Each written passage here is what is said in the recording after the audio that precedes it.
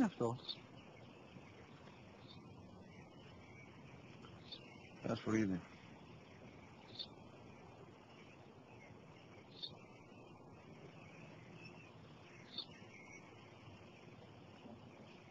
Τι είναι αυτό? Μόλις τώρα στο παπατέρα, σφουργίτη είναι.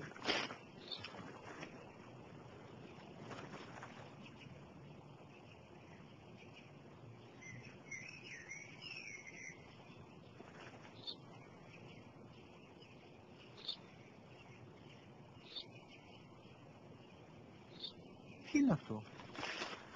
Ένα σπουργίτη είναι, πατέρα. Ένα σπουργίτη. Σπου, γη, τι.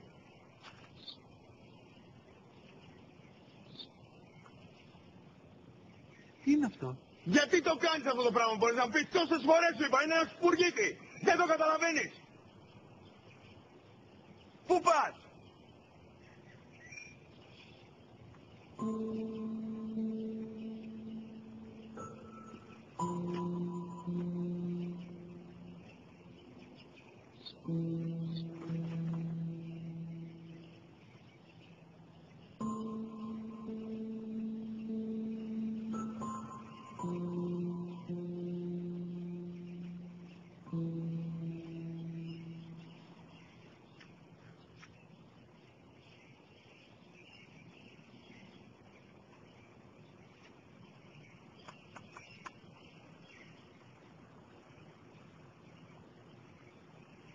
Δυνατά.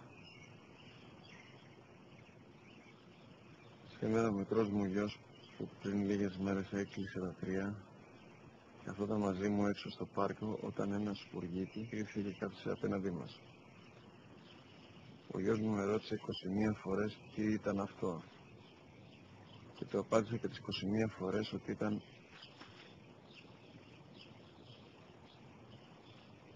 ένα σπουργίτη.